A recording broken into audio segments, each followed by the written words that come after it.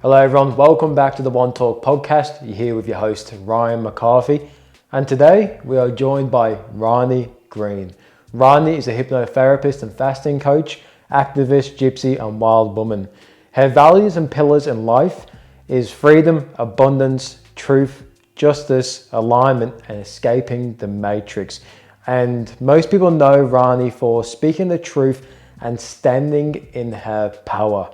You can find a lot more about Rhani and what she does on a deeper level over at her YouTube and Instagram, I Am The Glitch, which I'll also link in the bio. So make sure you go into the bio of this episode and find the links to find Rhani.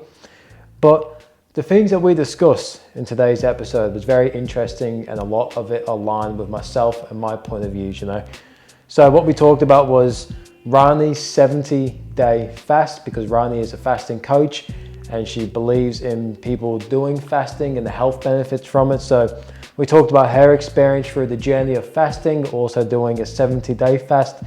We talked about hypnotherapy, gypsy life, escaping the matrix, how to stand in your power, and how to speak the truth. I feel like in today's world, a lot of people find the challenge standing in their own power. So Rhani is a big advocate, an example of showing people on how to do that, and which makes this such an awesome episode because there's so much value within here that you will take away.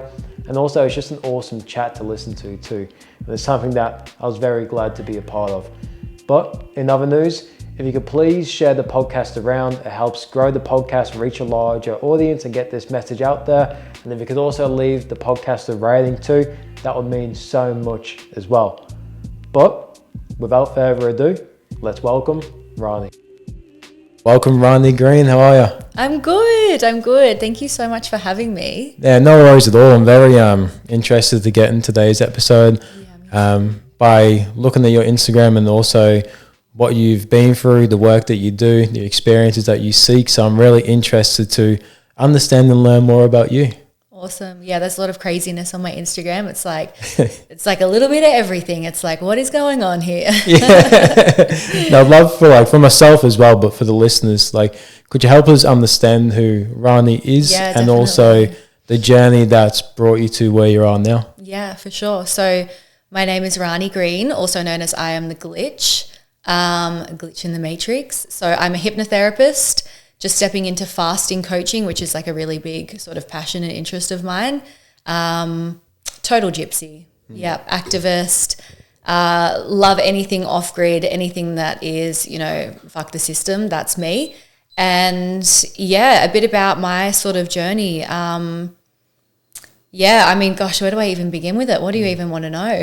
I guess more so what formed and curated these beliefs that you have as well for the work that you do, get into hypnotherapy, but then even wanting to get into counseling, fasting, and also mainly just being in the service of others as well. Yeah, I think a lot of people had a really big sort of spiritual awakening, or they had a moment where they were it was really life-changing. Whereas for me, I've sort of always been this way. I guess my awakening sort of almost like a slow burn, which has been really good because I've still been able to live a somewhat normal life, 1 foot in the matrix, 1 foot out. But yeah, I've always been very intrigued by other people. I just, my earliest memories are looking at people and being what are they? What are they doing? Just so sort of infatuated by people and how people work. And I always knew that the world was going to be very different. It was going to be very different growing up, and we were stepping into a whole new era. I guess when growing up, I sort of never knew what I really wanted to do. And it makes sense now because I do so many different things. And of course, when you're at school, you don't know that you're going to be you don't even really know what a hypnotherapist is, or an entrepreneur, or someone, you're not taught. I didn't know. Yeah, exactly. Yeah. You're never taught about these sort of things. So you sort of grow up I've got these interests. But when I was in high school, I wanted to just build a teepee as soon as I finished school and just run away into the bush and just live off the land. Yeah. Which 10 years later now I'm actually doing. But I guess with the hypnotherapy, how I sort of got interested in that was my mum actually saw a hypnotherapist when I was growing up, and I just thought wow, that's so cool. Yeah. I just thought what you can take someone somewhere, in their mind and sort of reprogram it. I just, to overcome the phobias and the fears and to retrain the mind. So I just thought that was super fascinating. And yeah, I studied counseling just as like a really good base, because I knew whatever I did on top of that, healing or hypno or coaching or whatever, it was just like a really good foundation to sort of start with. Yeah. And yeah, I guess everything sort of just flowed, really. Yeah. And as for my sort of like how I ended up sort of being me, it was like I've always had a very different outlook on the world. You know, I've always felt, like I said, like an alien, sort of like looking into Earth, like, what the hell's going on here? Yeah. I feel like a lot of people can relate to that. I relate to that. Yeah, it's like just feeling like you're from somewhere else. So when I was around 15, not that I'm vegan anymore, but, you know, that was when I really started to think about things, like question things, you know, why am I eating this? Where is it coming from? What's the energy behind it? And around that age is actually when I started fasting to begin with, just intuitively, just doing water fasts. Yeah. How long were the water fasts to begin with? Like, what was your schedule? I would do like a day, usually a day. Yeah. Or like intermittent. Yeah. Okay. Pretty much as long as I could. But I didn't even know it was a fast. I was like, oh, it's a water diet. You know? But just intuitively knew, and was doing a lot of meditation, a lot of like spiritual work, having like past life memories when I was meditating, and What was it like having this experience, especially, were you 15, did you say, or a teenager? Yeah. What was it like having these experiences, but then trying to communicate this with the people around you? Were people accepting, understanding, or were people like, what's going on here? Nah. Yeah. Nah, I was the total black sheep, in my group, that's for sure. I definitely got picked on a lot in high school for having really strong values and really strong beliefs. And I had a pretty hard teenagehood. Yeah, I think like, most of us did, you know, it's quite challenging. Teenagers can be quite mean, but it's funny. And I actually spoke about this on a Q&A I did recently for the fast. It was like everything that I was sort of hated for in high school is now what I'm loved for. You know, so it's like just staying true to you and staying true to your beliefs and your values. Just, it goes a long way, you know, not trying to fit in, not like pretending to be someone else, just being like, this is who I am, no matter what the cost. Why do you think that happened when it went from people who hated you, but then now everyone loves you for that? Why do you think that transition happened? Do you think it's because you started surrounded with people that truly align with yourself? Yeah, people that actually see me for who I am, you know. I found my people, I found my community. Yeah. And I'm like big on community. Like everything I do for the people, you know. It's like how we spoke about before this. It's about leading by example. It's about standing in your power, you know, and showing other people that they can do it too, no matter what the cost. Yeah, and that's the important thing about, one, staying true to self, because then you lead to a community, which then you get more benefit out of yourself being in that community, because one, you're able to contribute. Second of all, they're able to contribute to you. And it's such like a good exchange of value for each other. Because if you keep surrounding yourself with people like, don't do that, don't do this, that's weird, don't do that. Like you start putting more layers on top of yourself that, like, let's just say, put some more coding that doesn't more. So like, I'm butchering what I'm trying to say here, but what basically what I'm trying to say is, it's like a programming. It's like adding more layers to strip away who you really are. Yeah, totally. Yeah. And, you know, people always ask me like, you know, how, because I have quite a big network of people that I genuinely love and that genuinely love me. And that's like the nicest feeling in the whole world, you know, to be able to see people and for people to truly be able to see you. And people are like, how do you meet all these people and do all these things? And it's like, you know, I met all of these amazing people through standing in my power, through going to protest, through organizing protests, through social media, you know, never backing down. And that's the thing. It's like when you truly stand in your power, that's magnetic.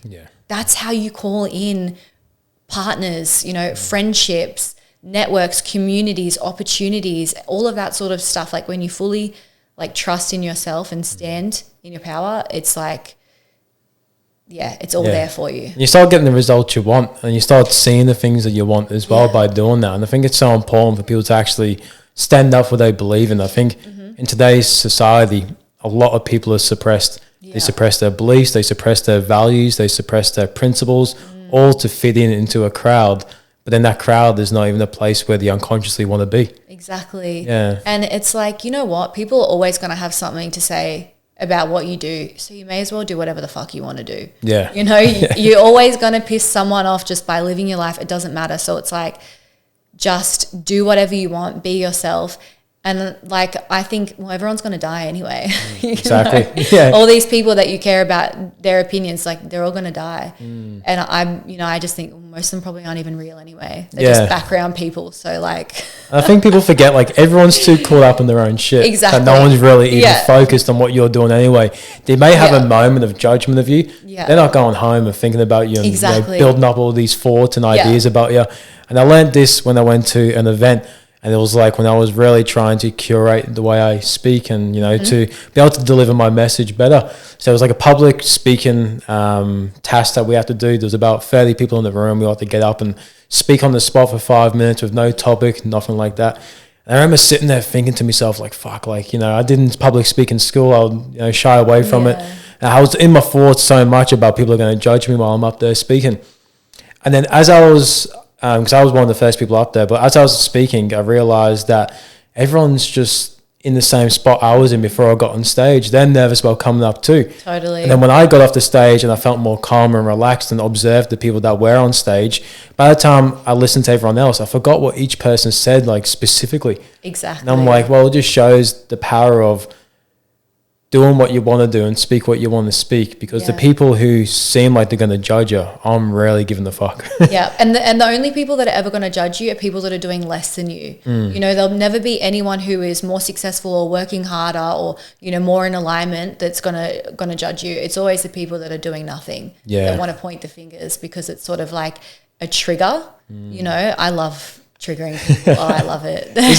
Isn't it interesting how, like, the people that want to pull you down are below, but the people that want to lift you up above. Yeah. Like, people that are above you never shit on you. Yeah. Like, you would get the odd person depending on personalities, but majority of the time, you really want to guard and support. Yeah. But the people that are hating, it's like, well, look at that person that's throwing hate at you. Would you actually trade positions with that person? Yeah. No. Like, would you actually listen to would you take their advice? Like, are they in a better position? If they're in a better position than you, then it's like, maybe you take their advice, but they're just like probably at home, doing nothing, just like hating you on the internet. Yeah. That it's probably not even a real person. Yeah, 100%. And it's like the people that are saying this as well, it's like the advice they're trying to give you or their projection they're putting onto you, like, how is that working for their life? Exactly. As well. And it's like, cool, do I want their results? Yeah. Yes or no? Majority of the time, no. So it's like you kind of got to pick and choose when to actually listen and engage with people as well. And just really stick to your path. And if you know who you are and you're really true to yourself and you do the inner work and you're in alignment, other people's opinions don't matter. What other people have to say, what they think about you. Like, I've posted this this reel recently. I can't remember exactly even what it was word for word, but it was like, before you ask yourself why someone hates you, ask yourself why you give a fuck. I was like, it's so true. What if you know who you are and you actually love yourself, doesn't matter what anyone else has to say and think. 100%. And usually their projection is an insecurity of themselves as well. And I realized that because when I was younger, I would, unconsciously judge people. Then I realized because I wasn't whole in myself and I had those pieces missing within me. Absolutely. So I project that onto other people. And it's like, wait, no, I'm the problem. Yep. So, what a realization. But not many people want to realize that, though. That's the thing, because it's scary to be like, oh shit, I'm the problem. It's actually me. It's not them. Yeah. And it's so powerful to take ownership of your shit. It is. Yeah. Yeah. Do you feel like you ever had challenges with ownership, with challenges you're going through or projections that you make? Or do you feel like throughout your life it's been something you had some sort of understanding with, but it's trying to find that balance with it? I think I've always had a lot of self-awareness, like almost too much self-awareness, like even from teenage years. I like to look at everything from different angles, like from their perspective, my perspective, another perspective, like, but I mean, we're all guilty of sort of like pointing the finger at someone else when we should have actually been pointing it at ourselves. But I think, it's something that you consciously have to pull yourself up on. When you do get triggered, it's like, is this a me thing or is this a them thing? Like, you should be constantly checking in with yourself, like all the time, And not even just for that sort of stuff, for everything. Yeah. You know, constantly checking in, is this in alignment with who I'm stepping into and who I think I am and my values? And yeah, I think self-awareness is huge. Yeah. Yeah. I think 100%, because like think about how much growth comes from that, you know, being able to observe your reactions to life, whether it's people or events, you know, because if you start to improve your reactions and start to reflect more within yourself, you see yourself getting less into these negative or unhelpful emotions that you don't want to step into anyway. I agree. Like for an example, road rage, you know, like if someone cuts you off and you're giving them the finger and beeping and swearing the whole lot.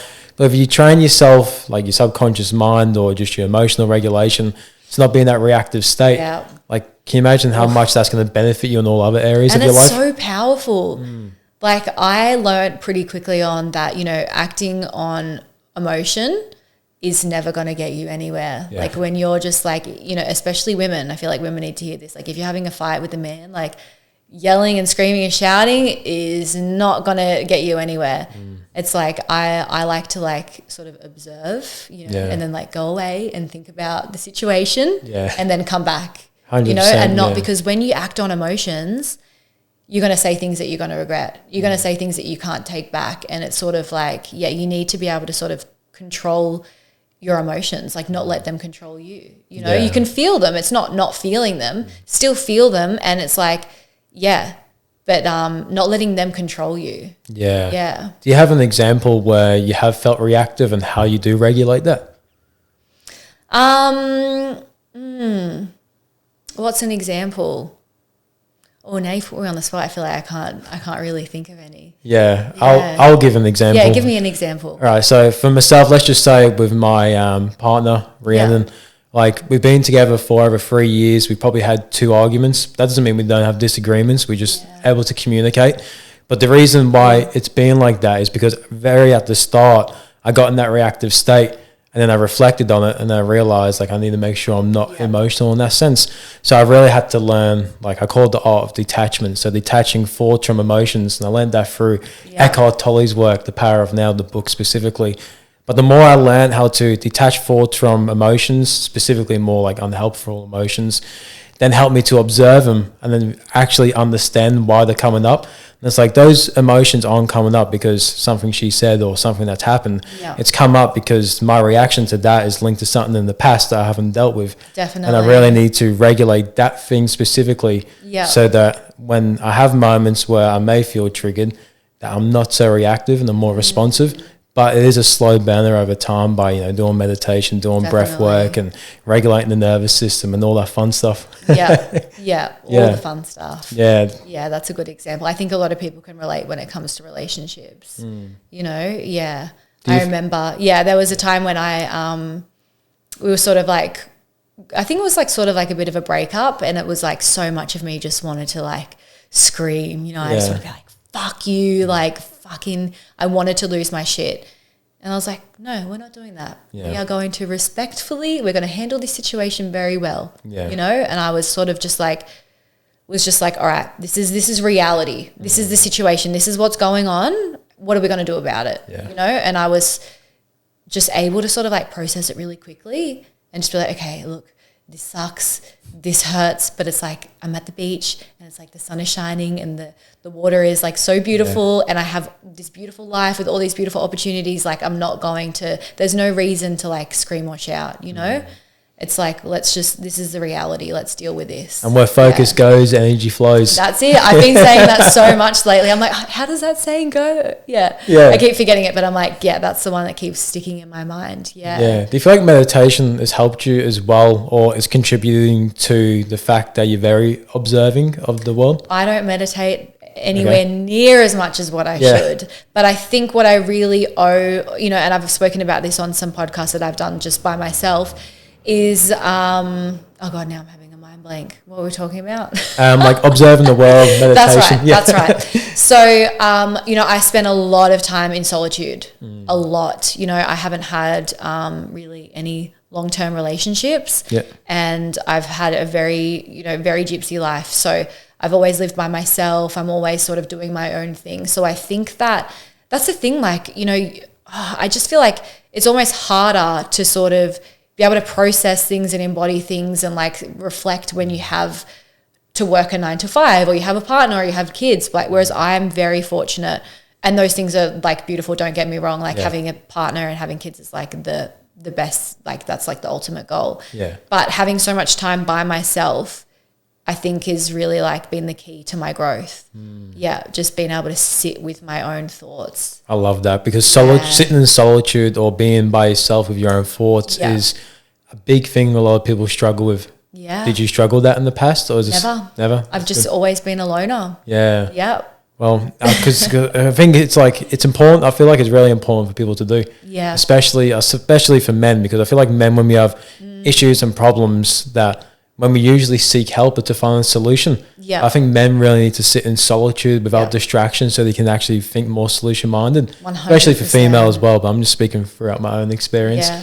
But sitting with your own thoughts and getting comfortable with that is a key in life. Yeah. And it can be quite uncomfortable, you know, but you have to sort of like go through that. And I think that, you know, I see a lot of people going out, doing plant medicine, going to coaches, going to healers, doing all these workshops and these courses, and they're jumping from like thing to thing to thing, but they're not giving themselves like any time or space to actually just sit and process, you know, and that's the thing, because they're looking for all of these sort of outside external validations and teachings, and it's like, you got to sit with yourself. Like that's, you're your own like biggest teacher, you know, you have to sit and process that and be like, what did I learn out of this? How does this sit with me? Does this resonate? You know, like it's a big thing I see in the spiritual community mainly. It's like this. And I'm like, just sit down, take a breather, and be quiet. Yeah. For like 1 week. Yeah, like being able to process and integrate is so important. Like, because I've seen that through like my journey over the last 4 years, going to events and working with coaches in the past. Now I don't want to coach. I'm very happy and just experiencing life and let life be my teacher. Yeah. But in saying that, like, people really need to sit in solitude, like you said, and actually integrate the things they're learning, and then also sit with the beliefs someone else has gave them, whether that's a coach or a teacher or whatever, and see how that can adapt into your life for benefits, and if you truly, you know, resonate with all that too. Yeah. Yeah, I agree. Like after this, I'm heading up to the farm. Yeah. And I've had like a crazy couple of weeks, and I'm just like, I just can't wait to just be with my own thoughts. Yeah. And just put, you know, all of this new information, all of these teachings and experiences like into something.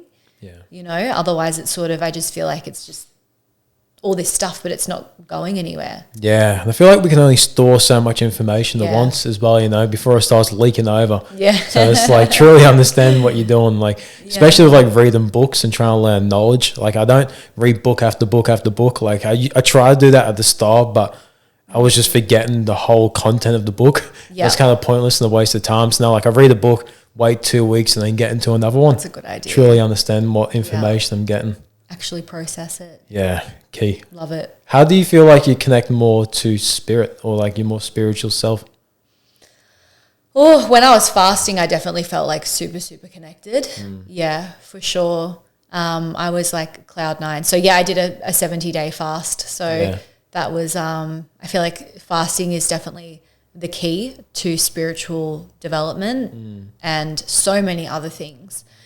Because you can't really hide from things when you're fasting. You know, it's like you really do have to sit by yourself in the discomfort, in the pain, and you've got to go through your own shit. Especially, I feel like in today's world, the power of temptation is so strong, and to learn how to have the willpower against temptation would be huge as well. Yeah, like pleasure as well, like temptation, pleasure, like and you know, short-term dopamine hits as well, like having a coffee or food or like, you know, sex, social media. It's like all these like, so yeah, sort of stepping away from that. I guess like how I sort of connect. Do you mean like to my higher self or to like my sort of like spiritual, like universal sort of? Let's say your higher self.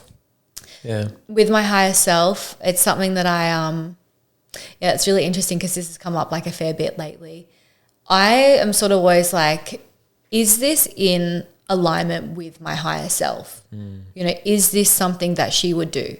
Would she have a messy car? Would she, you know, talk to somebody like that? And it's not always like perfect, don't get me wrong, but I think like it's like that check-in. Yeah. you know? And I think like a really big thing is cutting out sugar, complex carbohydrates, alcohol, cigarettes, like casual sex, all of that sort of stuff. Cutting out all of these distractions and all of these things around you, and actually like fully respecting yourself. Like fully respecting yourself, because your higher self is right there. Like it's there for you to access, it's there for you to tap in. Like we should all be striving to be our best selves, right? Because it's like we came here with a specific purpose, right? A specific mission. Like do it. Do the thing that you came here to do. Otherwise, like what the hell are you doing? You're just like here on repeat, you know? It's like you trusted yourself so much that you chose to come here and forget all of your memories, and you came down to Earth School, which is, it's a beautiful place, but fuck, it's hard sometimes. It's a pretty place and there's so much beauty, but it's challenging. So, you know, you believed in yourself so much through all the hard times, all the difficult parts, that you came here to do the thing. Yeah, and it's like stop repeating days. You know, stop being on autopilot and work, especially work, because like nearly everyone has to do it to an extent. And it's like people make work the whole day instead of making work a part of their day. And it's like, well, you've still got like another 6 hours there to identify what you could be doing in your life and to connect with higher self, or to connect to your own values and beliefs. Agreed. And actually utilizing the hours in the day for something that is truly going to align with you. Yeah, agreed. And I think this is where like the spiritual practices really come in, like doing the meditation, you know, not that I'm that great at it, but doing the meditation, you know, doing the breath work, just spending time in nature, you know, putting your feet on the earth, doing the journaling, doing whatever it is, like just actually spending the time by yourself to love yourself and check in with yourself and like really think about, okay, like, am I in alignment here with my values? Because that's the thing, like we don't all know. Everyone like wants to know their purpose, you know, and it's like your purpose is always going to look different throughout your life as you change, as you grow, as you evolve. But it's like, as long as you're just in alignment with your top values, I feel like that's the only thing that really matters. Because when you're not in alignment with them, you feel out of whack. 100%. You know? And like you feel like crap. And like you said, like purpose can change over time, but your values stay the same. But your values always push you towards the right direction, you know, and you learn things on the way. Like my purpose 4 years ago is completely different to now, but it's an alignment heading the same direction. It just goes at different angles. Exactly. And it's like that might be your sole purpose, but like, you know, it could be helping people, but it's always going to look different, you know? It's going to be this, going to be that. It's always going to change, and so it should, because we should be constantly changing, constantly evolving.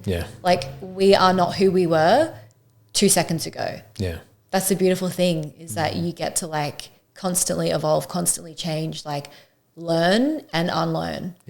Like program, deprogram, constantly. That's so true. Like even just conversation now, meeting you and talking and getting into this, like we're both learning so much and we're growing as time goes. It's so interesting. It's like we aren't who we were when we first met. Like earlier today.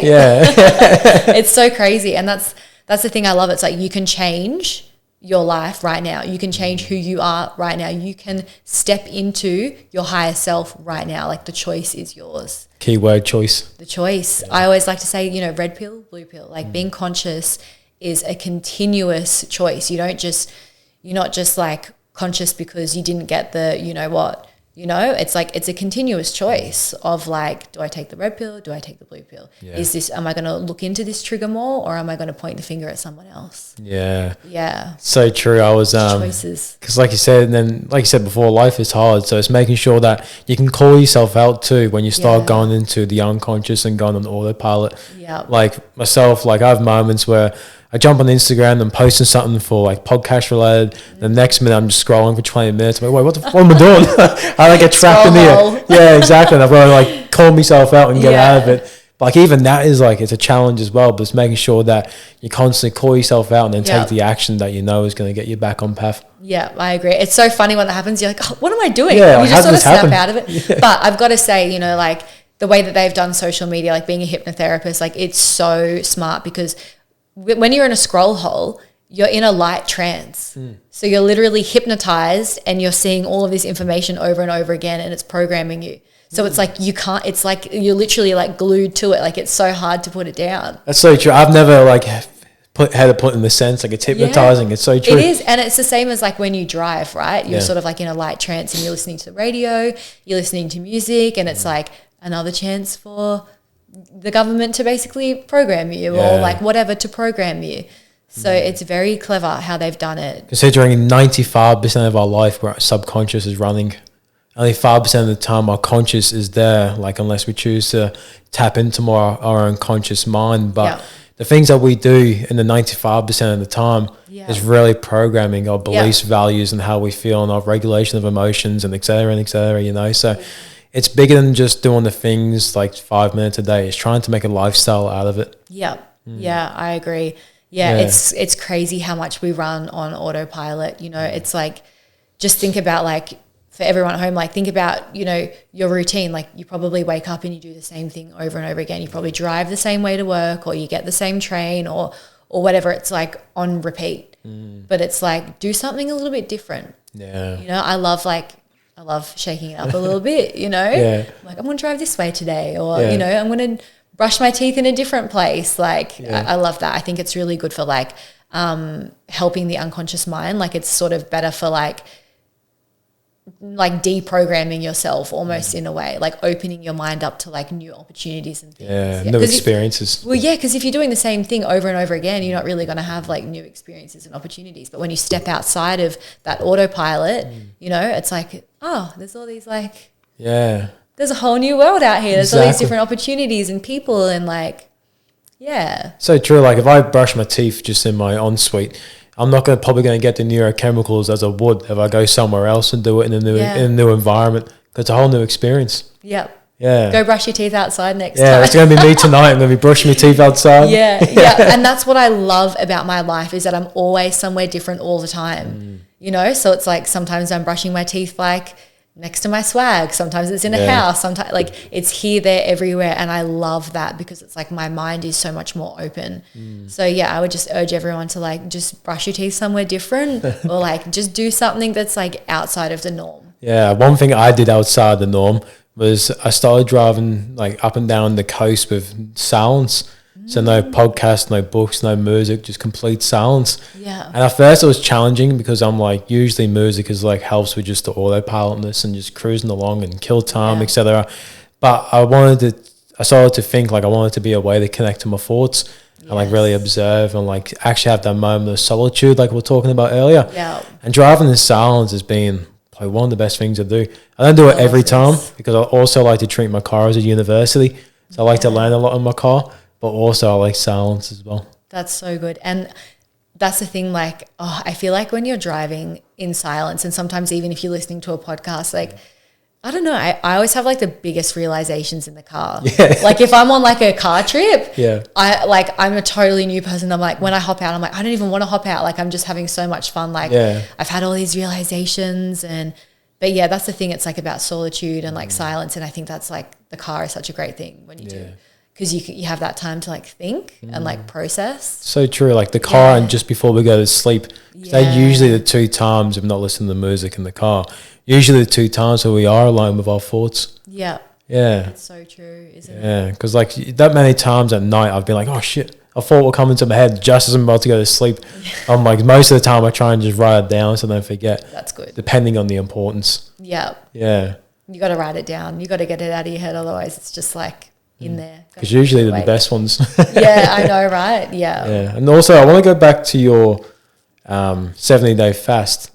Like, could you tell us the build up to that, the purpose of it, and then also the benefits that you saw from it? Yeah, definitely. So the 70-day fast. So I did a fast called the Master Fast System. So fasting's been something it's been in my life. The first time I ever really dabbled in it was 15, not knowing what it was. I've got into it more so like, pretty on and off over the years, probably for the past 5 years. But the reason that I did this fast was, long story short, about 20 years ago, I went to Bali when I was a little girl, and I got really bad barley belly, and my health I just never recovered from it. Yeah. Just really chronic gut issues. So much of my teenage years I spent at the doctor trying to figure out what's wrong with me, no hope, And that also seeing naturopaths, I guess probably looking at alternative solutions to my health was something that helped me on my spiritual journey as well. Yeah. Looking outside of the norm, knowing from like a pretty young age, the doctors like aren't really going to do anything. The specialist paying all this money, and I'm like still got nowhere. So looking for those different solutions. But yeah, pretty chronic gut issues, and I've done just about every diet, detox, carnivore, keto, this, that, vegan, raw, all that sort of stuff. And last year, everything just really caught up with me. Like the protesting, doing residential youth work, which is such a beautiful job, but it was very stressful at times, very, very stressful. And just the stress of life and like being so in my masculine and like so go, go, go, and just never actually giving myself like just a moment to breathe. Yeah. It all caught up to me, and I got really, really sick. Like I was in bed because I had moved back home at this point, left the sunny coast, moved back home, to do heaps of different things, to focus on this, this new world, and end up getting really sick and was in bed. And I was just like lying there, 3 o'clock in the morning, just could not sleep every single night, chronic pain, like fibromyalgia sort of stuff. Never got the proper diagnosis, which I'm very, very grateful for. But it was suspected fibromyalgia, hypothyroidism. And I just remember thinking fuck, is this my life now? Am I going to be on disability? Yeah. Am I going to be reliant on the government? Am I ever going to be able to do these businesses? Am I ever going to be able to help people have an impact? That was terrifying. I was 28 then. At that age, thinking that your life, you basically have a death sentence. Yeah. It was fucking terrifying. So I started pretty heavily getting into detoxing. And I just want to say, the reason why I'm so glad, and for anyone out there that has some sort of serious, illness or whatever it is, not getting that diagnosis was the best thing. And while I wanted it so bad, because I wanted a name for it. Label. I wanted a label. Because people couldn't see, I was people wouldn't understand how sick I was. They're just oh, but you look fine. And I'm my eyes are hanging out of my head. I'm feel like I'm literally dying, but I can still walk, I can still talk. So having that diagnosis was so important for me, and not getting it crushed me.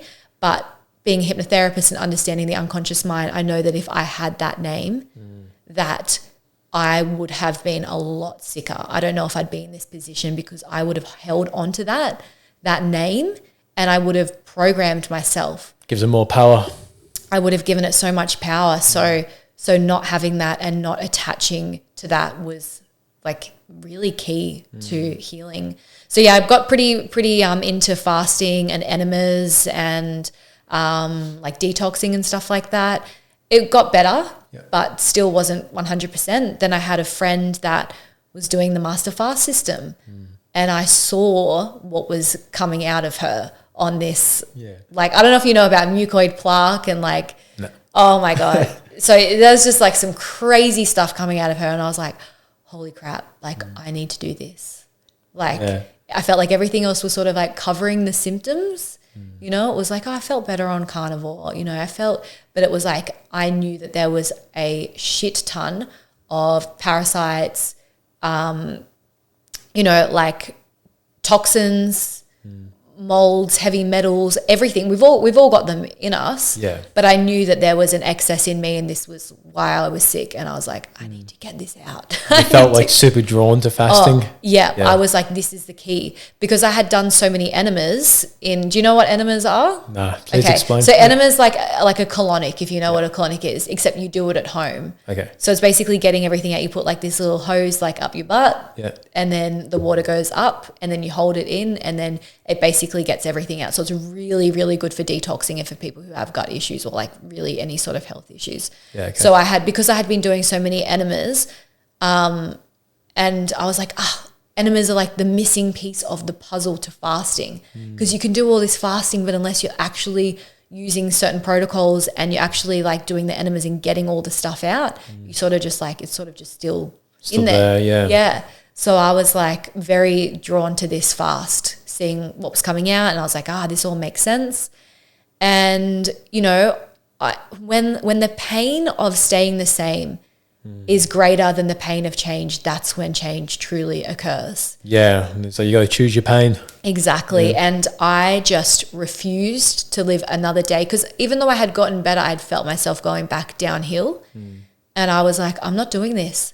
My business is kicking off. You know, I feel mentally really good. I've been working through my shit for like a year, like really just doing the inner work. You know, emotionally I feel good, but my body was just lagging. And I was like, you know, I can't let myself slip. Like I need to get my body up to like where the rest of, you know, where I am. So I just did it, you know, but I had already cut out sugar, gluten, alcohol and caffeine and like complex carbohydrates, and was eating, you know, mainly organic, and exercising and already looking after myself, which was, I feel like, is the key. Yeah, it's not like you're eating birthday cakes for dinner and then going straight to a fast. Exactly. Yeah. I mean, like, look, I've definitely started fast the wrong way and ended fast the wrong way, like the worst way possible. But I've learned from that. Yeah. So that's why, I feel like definitely cutting those things out really made the fast like a lot easier. But, you know, like the fast was great. It wasn't like, people think that fasting is, oh my God, I'm going to be so hungry, you know, all this. It's like, I didn't get hungry for like 2 weeks. Yeah. But it wasn't, the hunger isn't the hard part. It's all of these emotions and everything that's ever happened to you in your life that you have suppressed or that you haven't dived into, like that's going to come out. And that's a very uncomfortable place to be, because you can't turn to food. You know, it's like, you can't return the comfort food. You can't. So you have to deal with your shit, quite literally and emotionally. You have to deal with your shit on every single level. Yeah, wow. It's so interesting. I want to ask a couple of questions about the fast, because absolutely, I personally love to do 16-8 because I feel like I function my best when I've got hunger in me. I feel like if I'm full, I get slack. I start slumping around. But doing 16-8, I feel good. I know it's not as extreme as 70 days, but like when I get to about the 12-hour mark, I'm starving for about half an hour. Yeah. And after the push past the half an hour, then I'm sweet. I feel like I could go for ages. Yeah. Did you have a similar moment where you were starving and it just switched for yourself, or was it kind of similar throughout the whole time? It was pretty similar throughout the whole time. There wasn't, to be honest, and look, I've done fasts since then, and I've done so many fasts before then, and they were so much harder. Yeah. But I think this, just having the structure with the protocol and knowing what I'm doing and having like that why, like coming back to my why when the times got really tough, that got me through. But there weren't ever times where I was like, I got hungry, around the 2 week sort of mark.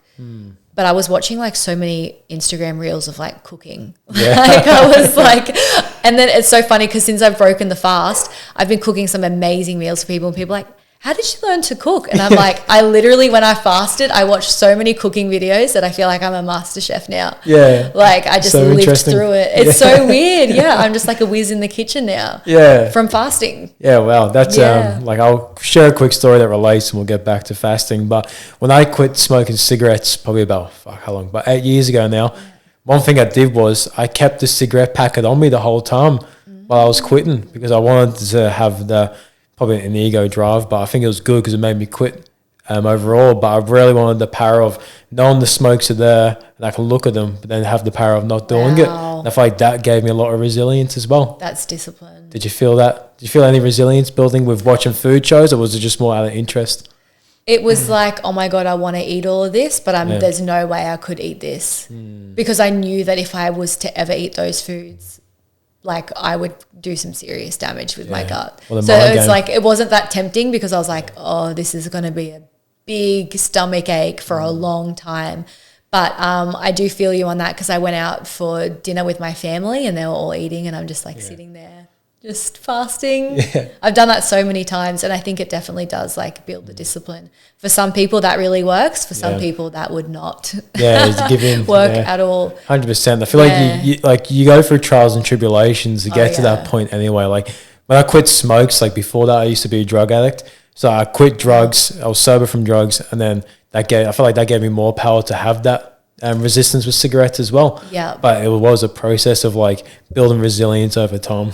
Definitely. Sure. And I think that's the thing, like when you do something successfully, like when you quit something or give something up successfully, it's like you build like a deeper self-trust with yourself and respect and love for yourself. So then the next time you go to do something, you're like, I got this. I know how to do this. Yeah, and it teaches you the power of no, because I feel like in today's world we're so agreeable. Yeah. I feel like that can end us up in the places we don't want to be. So learning the power of no is big. And I feel that like, I definitely feel like in my earlier 20s and mid 20s, like I didn't really respect myself very much. I was just like, yes to everything, you know? Yeah. And I feel like it's the past couple of years where I'm like, wow, like I cannot be doing this sort of stuff.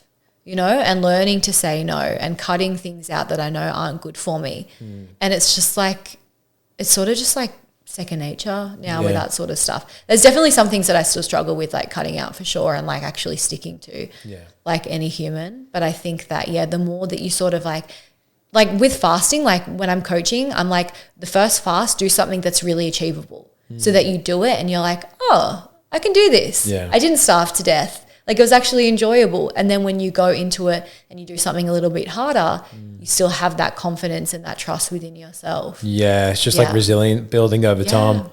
Yeah. And I want to ask this as well, because general knowledge is that food is energy. Yeah. Obviously for 70 days and no food, it's like, where are you getting your energy from? Exactly. I'd like to ask, how did you receive energy throughout that process? Yeah. So with the Master Fast system, we do drink cooked grape juice. So we don't like cook it ourselves. I say we as in like the fasting community. So basically it's cooked Concord grape juice. So there's obviously some sugars and some calories from that. But honestly, like you're just surviving, you're really connecting to source energy. Like that's the thing. And like when it comes to food and energy, like it really is just one source of energy that we have been programmed, because when you fast and you push past your beliefs, and because I did dry fasting as well, you know, and dry fasting is a whole another thing. It's like crazy because they say you can't survive this long without water and whatever. But when you start pushing past these beliefs that have been ingrained from like literally not even like birth, like, you know, from your parents, like it's so in you, ancestral, like lineage, that sort of stuff. You're like, wow, the programming is so freaking deep. It is so amazing what we can do. And like, what else have we been programmed about? Yeah. So it's like food is just one source of energy. Like the sun is a source of energy. The earth grounding is a source of energy. Love, you know, love and connection is a source of energy. The ocean. Yeah. There's all of these other beautiful, pure sources of energy around us, but we are just told you have to eat to survive, otherwise you're going to die. And you need to eat 3 times a day, and you need to have snacks, and you can't do this, and you have to do this. And it's like, no. Yeah. Nah, that's not true. Yeah, because like the belief I got given growing up was that like breakfast is the most important meal of the day. I don't eat breakfast at all. Yeah. Like that's why I do me 16, 8. I just wait until like 12 or 1 o'clock until I feel like, I could have something light now. But like if I have breakfast, it fucks me completely. You know, I feel tired. I feel sluggish. It feels like it depletes my energy. Yeah. When I skip breakfast, I feel like I've got so much drive in me to do whatever I need to do. Because you're in ketosis and possibly even autophagy, where your body is like, using all the sick and the dying cells and recycling them, turning them into new healthy cells. You know, so it's like, ketosis and running off your body's own fat is such a cleaner source of fuel than having like carbohydrates, you know, us all sort of running off sugar primarily. So that's the thing, like breakfast, fast is the most important meal of the day, but you don't have to have it in the morning. Yeah. It's just have breakfast later. Yeah, and it's like, what breakfast are you having? You know, like things like cereal is not great. Oh, God. Yeah, at all. But if you have like a gluten or having more of like a protein dense breakfast with some fats, you know, is good. 100%. I was just talking about this the other day. Yeah, because it's like, it's really important what you break the fast with. And obviously if you do longer fasts, you don't break it with like the same sort of stuff because your digestive system is shut down.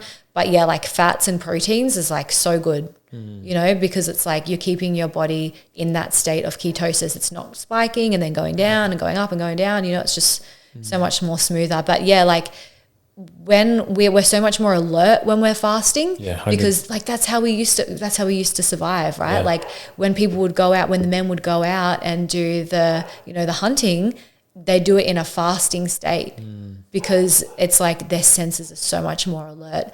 And let me tell you, like I took some time off work. I still worked a little bit during the fast, but I sort of like gave myself the space because I was like, holy shit, I'm going to be going through like the depths of hell on this fast. And it actually wasn't that bad at all.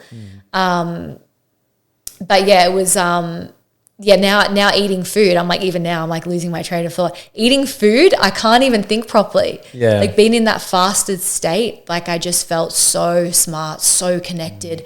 The lessons that I was learning were just at such a rapid pace. And now I'm eating, I'm like, oh my God, how do I do this? How do I survive in this world? Especially like when people have like a lot of grains, like grain brain. I'm just like, wow. How does anyone think? And then you've got, you know, the quality of food, and then you've got the spraying and the radiation, you got all these other things, and it's like, oh my God, how does anyone actually use their brain properly? Brain fog, the being able to listen and pay attention, focus as well is lacking, and it's something that we're seeing actually on a big scale across the world, which is huge. And I love to do podcasts, especially on weekends in like the morning lunchtime, because I like to not eat before a podcast. So like you said, it helps me focus, helps me stay switched on. So it helps kick in like that primal survival instincts. Definitely. Where you got to be alert. And I feel like that when I record podcasts, and I actually perform a lot better than if I eat dinner and I start trying to talk on a podcast. It's just like, oh, what did he say again? I'm very confused. I agree. And with that 70-day fast, like, was it only in terms of like consumption of liquid, was it only the grape? So yeah, basically you wake up in the morning, you have some herbal tinctures, and the herbal tinctures are like alcohol based. And they were very strong. So I don't drink alcohol, but let me tell you, when you're not eating for 70 days, you're going to take that shot and you're going to enjoy it, because it's like, oh, we're like feeling good, you know, it's getting tipsy every morning and every night. I was like, am I going to have an alcohol problem? When I finish this fast? Like, I've just been fasting on alcohol. Luckily I didn't. But yeah, so you wake up in the morning, you do 12 hours of dry fasting. So, which is absolutely no food, no water, no nothing. Nothing at all. So that's where the true healing happens. So you do 12 hours of dry fasting, you wake up, you have the tinctures, you wait a little bit, you have psyllium husk, bentonite clay, and activated coconut charcoal with some of the grape juice, and then you drink 2 to 3 liters of the grape juice, and you do 6 to 10 liters of enemas in the day, which is a lot. Does that help flush the system as well? So you've got it's pulling everything out. It's not really pulling, but that's just sort of how we explain it. But because you need to get everything out, that's the whole point of the master fast, is getting rid of the parasites and the mucoid plaque and all of this crap that is in you that is basically just robbing you of your energy, of your thoughts. Like, the thing is, like, when you're with the mucoid plaque, it's basically this licorice rope that is in your intestines. And I had it come out every single day pretty much for 70 days. And what it is, and like I've got this on my YouTube as well if anyone wants to look at it, just a warning, it's emotional. I've taken everyone on the 70-day journey with me. It's emotional and it's very graphic. Like, everything that sort of like went in me and went out of me is on the YouTube. I was like, I can't believe I'm like posting this for the whole world to see. I was like, I'm never going to have a boyfriend. I was like, but fuck it. You know, if it helps one person, if someone actually just like takes control of their health, I'm like, it's all worth it then. So yeah, if anyone's interested, check that out. It's I Am the Glitch on YouTube, I think, something like that. I'll plug it in the show notes. Thank you. Thanks. Yeah, I've got lots of cool stuff on there. Lots of very diverse things. But yeah, basically this mucoid plaque, it doesn't matter how many vitamins and minerals and nutrients that you're having, it gets caught in this rope. So that's why so many people are deficient in all of these things. It's not because we're not getting it. It's because we're not absorbing it, because it's getting stuck in the mucoid plaque. That makes so much sense. And then the parasites, right, are coming in and they're feeding off it. They're eating this and they're they're thriving. They're having a great time. And Vacation, you're feeling having like fun. They're like literally like your microbiome literally controls your neural pathways.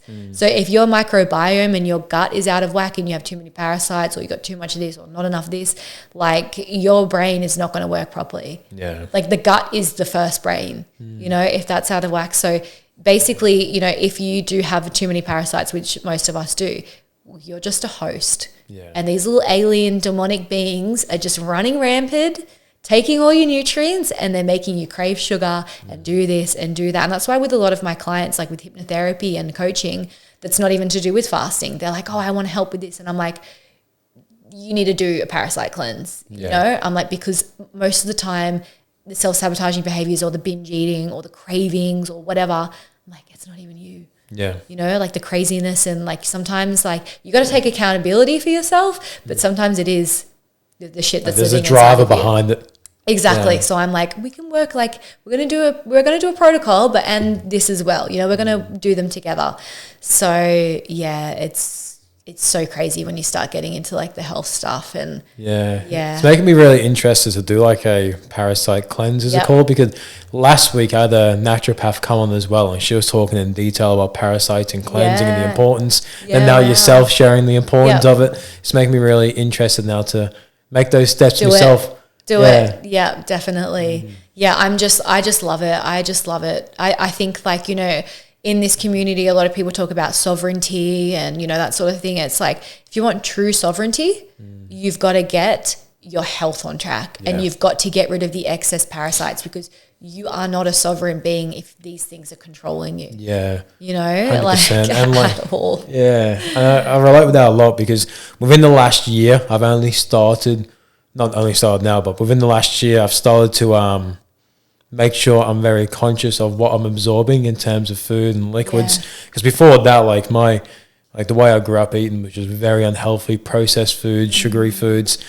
And it made me realize the importance of I can go to the gym as many times as I want. I can do the amount of ice baths I want to. I can do the amount of sauna. But if my health is not in check, it's like, because that's the foundation of all of it, right? Like I can go to the gym as many times as I want, but it's not going to kill my gut. It's not going to kill the way I feel and energy. It may do to an extent, but not truly. Yeah. And that's the thing. It's like, it's being healthy is just not as easy as eating healthy and exercising. You know, it's not. We have the water being poisoned, the air being poisoned, the radiation, the food being, it's like, we are really like, everything is coming at us, you know? So it's like, we really have to take responsibility for our own bodies and our own health. And I'm still a long way from being where I want to be, you know, and I'm learning so much every single day. And it's just, it's so fascinating. But it's like, if you want true sovereignty, if you want true health, it's like eating healthy and exercising, it's just not going to cut it, unfortunately, in today's world. And yeah, you've got to do something about it because the body can naturally detox and it can naturally heal. And how, you know, back in the day, we used to be able to do that because we would do a lot of fasting because there just wouldn't be any food because we didn't catch any food. But with today, you know, constant food, all of these different things, our body doesn't have a chance to just have a break and to heal. And, you know, even like when it comes to eating, the body uses so much energy in digesting food. It's like when you stop digesting food, it's like your body actually has a chance to start repairing itself. Yeah. It's just like, you know, giving it the time and the space to do its thing. Like we're talking about with embodiment, you know, giving yourself the time and the space to be able to like process and like do your thing. Give your body the solitude. Yeah, give your body the solitude. Let it have a break from everything. Yeah. That's even why I've quit drinking from plastic bottles. Not just like because of like, you know, the plastic crisis, but also because, well, the main part is because of the chemicals that get in plastic, especially in water or any liquid that's in plastic, or the chemicals that get burnt into it from exposure of heat as well. And that can cause so many issues too, especially having unfiltered water is a big one as well. So, you know, that's why I've got me good old filter in the kitchen now. I saw it. And like, you know, I think water consumption is important, especially water that's filtered and correct, and you know, it's got good pH levels. 100%. Good water, good food, good people, you know, doing the cleansing, doing the inner work. Like that's that's like the recipe for a great life and like health, right? Living your best self. Yeah, absolutely. Yeah. What did the end of this 70-day fast look like? Like, how did you transition out of the fast? What is the process of that? Okay, so this is like a really interesting question. So I was originally going to do 60 days and then I extended it another 10 days. And that 10 days was like where the real magic happened. So I was like, yeah, so I was very fortunate that I had my friend that was doing the fast. She did 98 days. She did 89 days. And so I sort of had her sort of coaching me and helping me. And like I had the support along the way, which was, I couldn't have done it without her. So Renee, if you're listening, I love you. She was just such a lifesaver. And that's why I think that like having a coach for fasting is so important, because you need someone who's gone that one step ahead.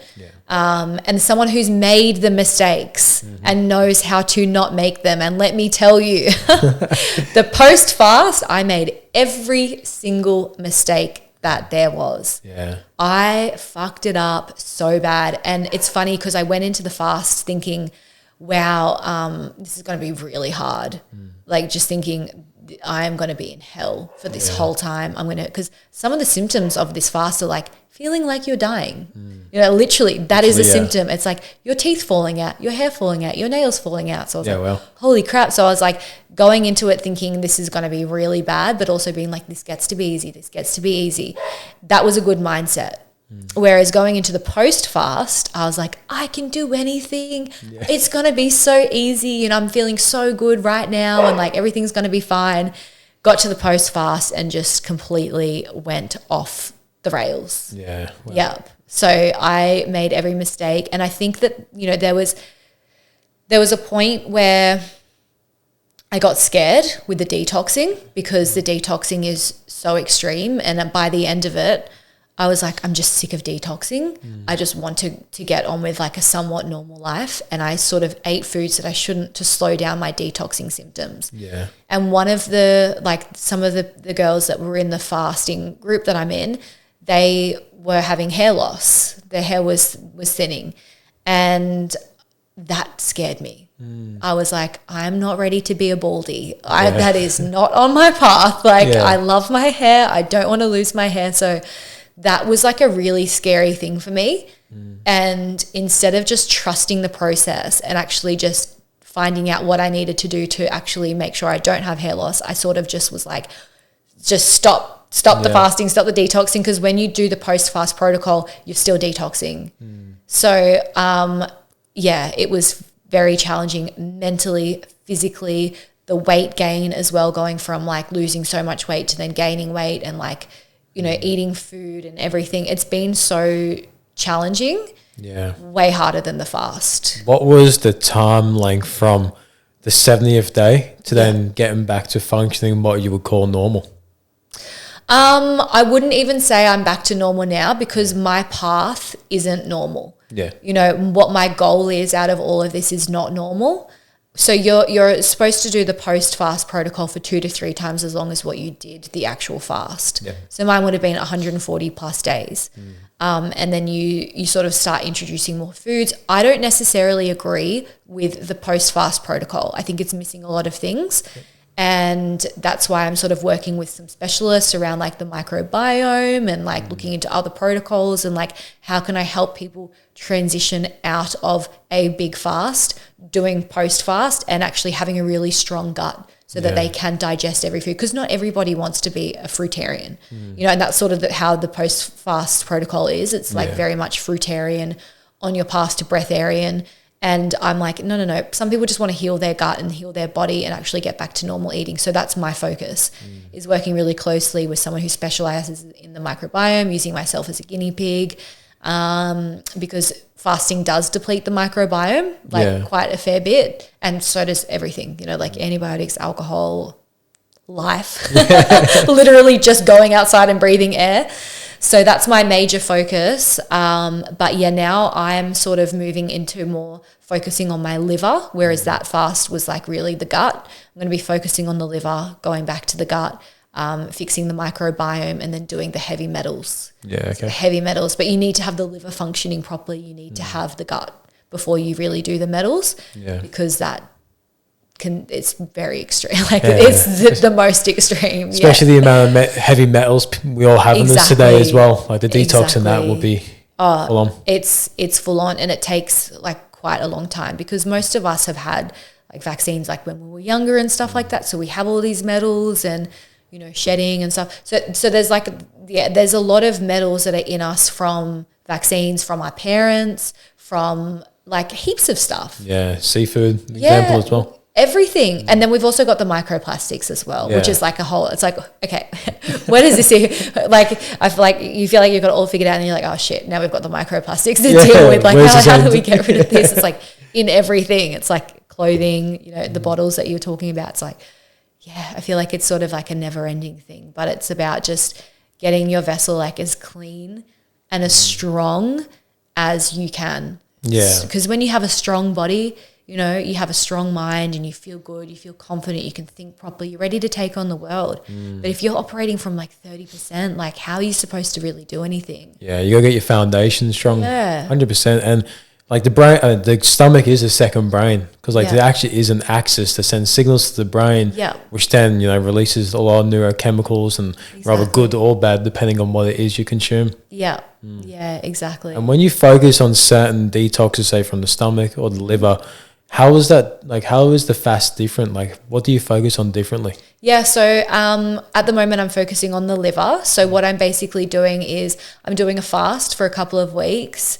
You don't have to do a fast for it, but basically it's a liver flush. So it will get rid of the liver, so the stones in the gallbladder and the liver, and then it basically gets the bile flowing. So that's sort of like at the top. So once you get that all sort of happening, it's like then you can move on to the gut. So I'm taking apple juice for this, like high quality. You want to have like the best quality that you can afford. Not everyone can afford. When I did the master fast, I had so much juice. I was like, I'm not paying $20 a litre.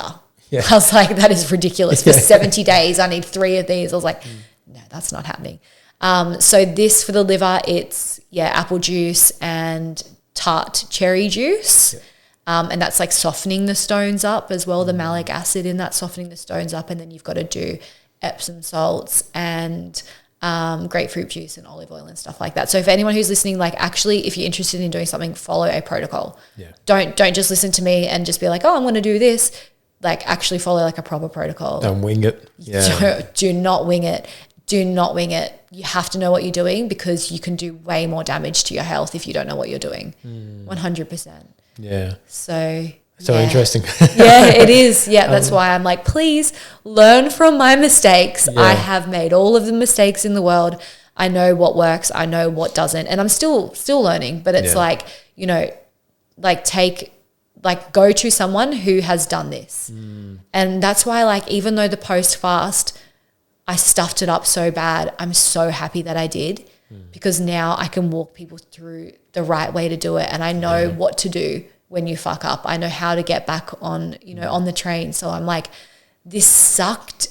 And, you know, I feel like, oh my God, I've just done this huge fast. Now I've like ruined it all or whatever. And I haven't because I feel so much better than before. Yeah. Like I actually have energy. Like I'm like, I can stand up for like longer than 5 minutes. Yeah. It's great. Yeah, it's really good. And it just shows the impact it's actually having on you. Definitely. You know, it's a result of that. Yeah. I've still got so much more cleansing and detoxing to go. But yeah, I'm just so grateful for my journey, you know, even being sick and all of these things. Because it's like if I can just help one person not have to go through that or to be able to just go through it quicker, like that just makes it all worth it. You know?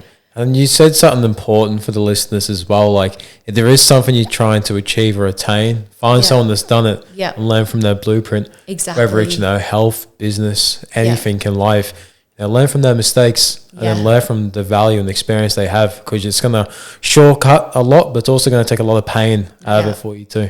Big time. Yeah. A lot of pain. Yeah. And like everything we've spoke about in this episode, I'd love to go back to what do you believe your mission and purpose is for life? Good question. Yeah. I think that, and that's the thing, it's like, you know, it's always going to look different, but I really think that my purpose here is to just lead by example. That's all it is. It's like, if I can do it, you can do it too.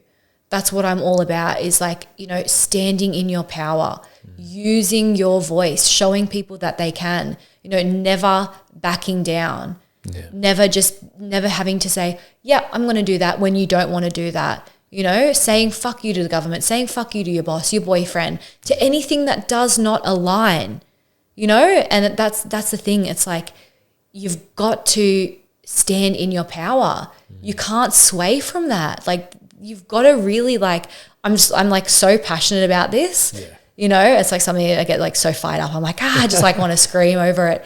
But really just like everyone has a voice. Everyone has a voice. Everyone has a story. Everyone has a purpose, you know, and I want people to fully step into that. Like, this is not like, we're not here to fuck around. Like, we're here to do the thing we came here to do. That's for me is number one, is fulfilling that. And that's going to look so different, you know, through my life. But it's like, you know, a lot of people, they talk the talk, you know, but walking the walk is a whole nother thing. And I'm just so grateful for this life that I have, and you know, everything that I do, because I get to share that with people and people get to learn from that. Like, it's so awesome. But it's like, I don't want people to ever look at someone and be like, oh, she could only do that because of this, or, you know, I can't do that because of whatever. It's like, you can do this. The choice is, it comes back to the choices, right? The choice is always yours. It's just being like, I'm going to do it, and actually trusting yourself and believing in yourself and just fucking doing it. Yeah, just going after it. I think one of the biggest misconceptions around speaking your truth and not giving a fuck what people think about it, as long as it's true intention, is that people think that you end up losing people in life. You actually gain. You gain the people. People you lose are meant for you anyway. They're not your people. Exactly. So when you speak your truth and people want to distance themselves from you, good. You're going to start attracting the right people. Exactly. And everything is energy. And, you know, I have over my life lost people that were really close to me, and it hurt. You know, I sort of like have this very tough persona, and I pretend like it doesn't hurt me, but it does. And I've definitely had a lot of family dramas. Like, I'm not really welcome at, you know, any family events, which I didn't really want to go anyway. So it sort of gets me off the hook. But it's like, the thing is, you know, you might lose people, but it's like, it really is when one door closes, another door opens. It's like when you're shifting, when your energy is like vibrating and you're moving higher, right? And I say this to like my clients, it's like, what do you need to let go of that is pulling you down? Like, if you're stepping into your higher self, if you're stepping into your best self, what is not aligning with you? Is it your relationship? Is it your job? Is it where you live? Is it drinking coffee? Is it drinking alcohol? Is it having casual sex? Like, what is not an energetic match for where you're going? And the thing is, when you speak out and you speak your truth, the people that don't like it and they don't want to, you know, they've got something to say, they are not your people. And good riddance to them, because when they leave, I can guarantee you something better is going to come in. Opens door for new opportunities. Exactly. New people, new things. And I have the best, I can honestly say, I have the best people in my life. Like, my community, my network, my closest friends, my best friends, like, I fucking love them. But I had to let go of a lot. And even just to be standing here, you know, like going through my whole health journey and everything, it's like letting go of what doesn't serve you anymore and what is not aligning with you. You just have to do it, because like I had to let go of a lot last year, huge sacrifices, and it was a very hard year. And now it's like, it's all kicking off, you know, and I'm like, if I had stayed in that energetic vibration, like, I would not be where I am. I would not have the opportunities. I wouldn't have the people, you know? So it's like, don't be afraid to like let go, because I can guarantee you better things await on the other side. 100%. It's just step into that truth. Yeah. It's powerful. I've got another question for you. Yeah. Why, what was the meaning behind glitch in the Matrix? So my original account was SassQueen111. I got hacked by an ex-boyfriend, and that account just went whoop, it completely wiped, which was pretty annoying, because I had so many people that I'd met from all over the world. Then I had SassQueen111 again, you know, the government or, you know, whatever did not like the stuff that I was posting. Because I was like the sassy, you know, like I'm very sassy at times, like Sass Queen. So I loved that one. But Instagram kept deleting me over and over and over again for speaking out on the truth. So I was like, you know what? I am the glitch. Yeah. Because it's like I am the glitch in the matrix, and it's not even like I am the glitch in the matrix. Like we are all the glitch in the matrix. But I think also what one of my superpowers is like I can sort of blend in with the matrix. I think probably more so before I got my lip tattoo. Yeah. Before I had a lip tattoo, I blended in more with the matrix. But it was like being that glitch. Do you know what I mean? Like using the system against itself, sort of like weaving like in and out. It's like you're sort of like in the matrix, but it's like you're glitching it. Yeah. You know, you're finding the loopholes. You're like, yeah, I love it. I am the glitch. I feel like there's so much power in it. Yeah, there is. There's a quote coming to mind, but I can't think of like how to articulate the way he says it. I'm going to quickly Google it because I feel like you relate to it. But it was said by a dude that's not liked by many, is Andrew Tate. But he says this. I like Andrew Tate. Yeah, I love Andrew Tate. He says this quote, and I think it's so true, and it will resonate with you a lot. Yeah.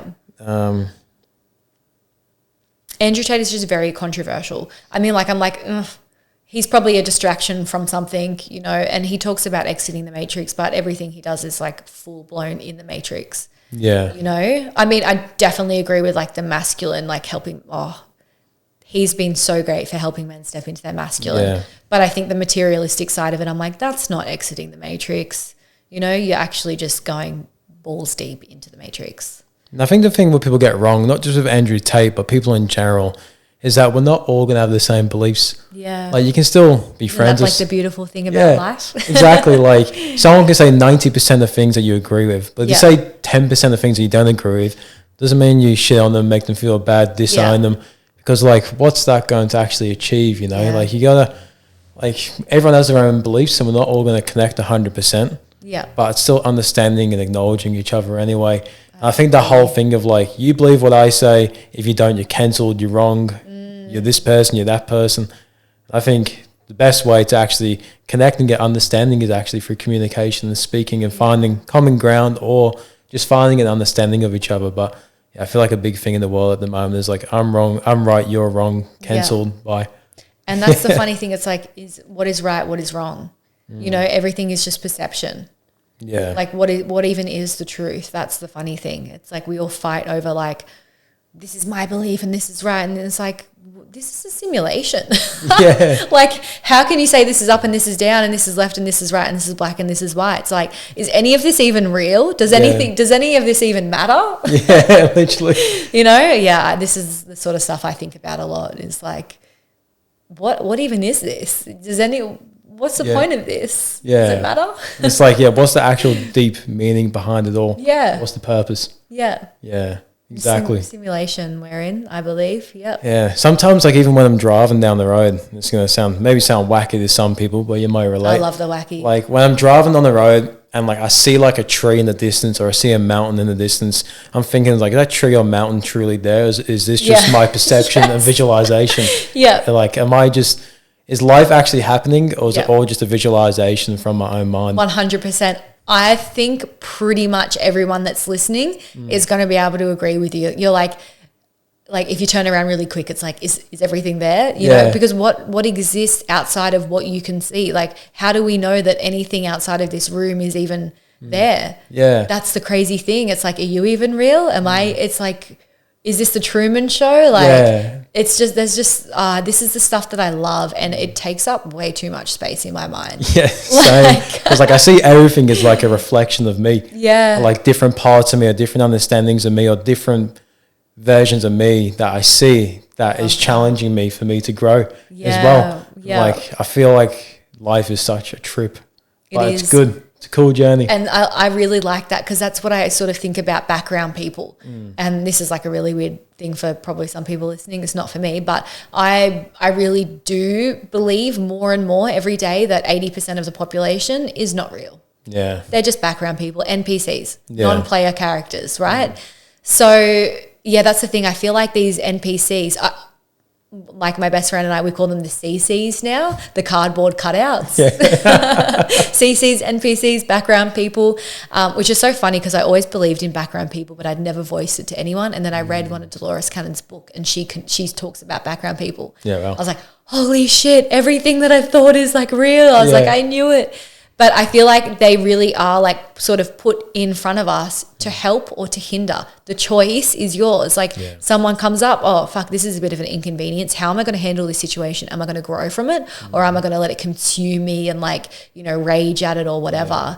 It's like everything is sort of like a reflection and like, you know, like the perception and like, but this place, it's so crazy being a human. But isn't it just so weird? Yeah, it blows my mind. And if you don't get to the point where things are a reflection within you, if you don't get to that point, then you believe everything is everyone else and not you, and you're not the problem, and nothing's got to do with you.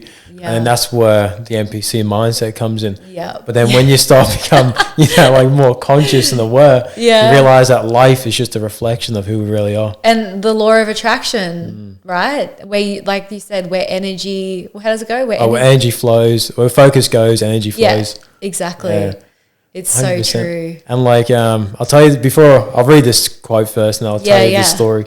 So the quote was actually from Andrew Tate's dad, Emery Tate, and he goes, I allow manipulation to find out where my enemy wants me to go, then I use my mind to break the trap and punish the perpetrators. So like understand, because if you never understand where people want their ideologies, where if you don't understand where they want you to go, you're going to fall into the trap. But if you truly understand, because like you said before, sometimes you can blend in. But if you don't blend in, you don't understand where they want your mindset to go. You don't understand where you want your energy to go. But if you truly understand what they're trying to do, then you can't be blind with the things they're pushing. So true. Yeah. I love that quote. I do remember hearing Andrew say that. When he said that, I was like, yes, I relate.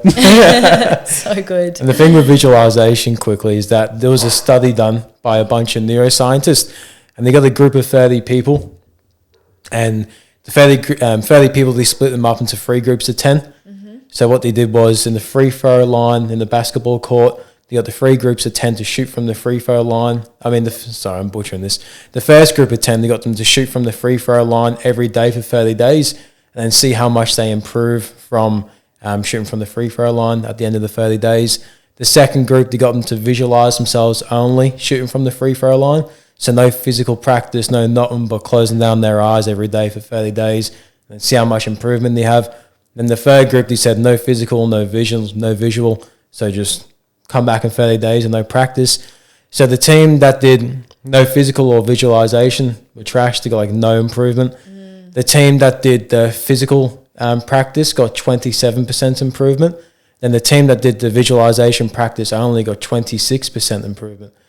So the team that did no physical practice, didn't pick up a ball for 30 days, came back and they got 1% less than the team that did the physical practice. So it shows the power of our visualizations, our energy, our mind. Then also we implement that into the physical world as well. Like the results we can get is unreal. It's crazy. And that's what it's all about, like with manifestation and law of attractions, like because it links in with hypnotherapy and the unconscious, you know. It's like when you sit in that energy, because I do self-hypnosis with all my clients, so I take them to their higher self and sit in that energy. What do you hear? What do you feel? What do you smell? You know, what's going on? And really connecting with that. Like when you really connect in with what it is you're trying to bring in, it's like that's what you... And then it's like the neural pathways, because you're creating the new neural pathways. And the more you visualize that, the more that you use different techniques, whether it's, you know, doing meditations or doing affirmation statements or writing or whatever. It's like you're creating that, you're making that neural pathway stronger, and therefore your unconscious mind is consciously looking for ways to prove that right, and you're bringing these things into your reality. And especially like with what we consume too. Like just before bed and when we wake up, we're in the theta brainwave state, and we can retain information up to 300% more in that state. It's crazy. And it's like the information you are consuming before you go to bed, like is that actually useful to what you want in your life? Into your unconscious mind. And that's why I actually have a meditation. It's really beautiful meditation around abundance. And you basically wake up, you press play, and then you go back to sleep for 15 minutes and it just goes into your unconscious mind, and then you wake up and then it just plays out. I'm gonna have to listen to that. It's really good. It's actually it's beautiful. I love it. Even my mum listens to it. Oh, awesome. I'm like, do you really want to listen to my voice like first thing in the morning? She's like, oh, that's really nice. But yeah, I've actually had some people and they're like, oh, I listened to it and I had $500 pop up in my bank account like extra, and like had all these different opportunities and money and stuff. So I'm like, wow. Yeah, I'd love to check that out. Yeah, it's good. There's definitely like some magic woven into it. I love that, because especially with like even affirmations, I don't do like written affirmations, but there's this channel on YouTube called Alpha Affirmations.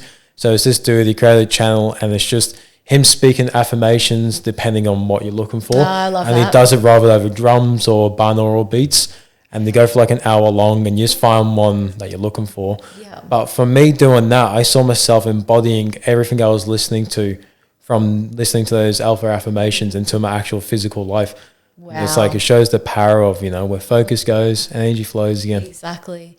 And it's like not even necessarily like the focus, like just even having it on in the background, you know, because the unconscious mind is like it's absorbing everything, even though you're not thinking about it. And that's the crazy thing about the unconscious mind, how much it holds. Yeah. Everything, past life memories, every memory in this life, like every sound, every smell, it's all just going in there. So it's like you can literally rewire your unconscious mind through like repetition, and all these things. So I believe we're both living examples of that. Yeah. That you are capable and are able to rewire yourself to get the results you want in life. Yeah. Exactly. Yeah, I agree. Awesome. Do you have any final words before we wrap up here?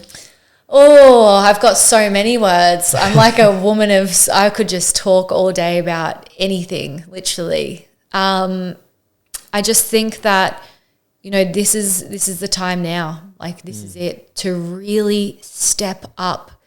Like, everyone came here for a specific reason, a specific purpose. Step into that. Like, wouldn't you want to know what it's like to be the best version of yourself? Like, imagine that, it's not that hard. It's not that far away. It's just about making choices that are in alignment with your higher self and your values and your beliefs. That's all it really is, and I just urge everyone to really take responsibility, take accountability over your health, over your world. Do a fast, do a cleanse, do a detox, do something, because you need to get your vessel right, because what's going on in the world right now, and I don't want to be negative, but it's like, it's going to get worse before it gets better. So your health really is your wealth. Yeah. So you need to take care of your health. You really have to. And you really, like, if you want to start a side business, if you want to educate yourself more, if you want to go off grid, if you want to start whatever it is, this is the sign. This is the sign that you've been waiting for to do it. Like, in this time where everything is like a little bit quiet, this is the time. Like, be your best self. Do the thing that you came here to be, and really have a look at your highest values. And don't just like pick any values. Don't just be like, oh yeah, this sounds good. Like, really have a good think about what your values are. Get really clear on them and live in alignment with them. Yeah. Because that's like all we really have. And when you feel like crap, be like, where am I out of alignment? Fucking stand in your power. Like, don't let anyone tell you what to do. Don't let anyone make you do something that you don't want to do. Like, you are a human being. No one has authority over you. No one can tell you what to do, or you can't go this speed, or you have to wear your seatbelt, or you have to get this, in your arm, or you have to, whatever. Like, this is your life. You're a human being.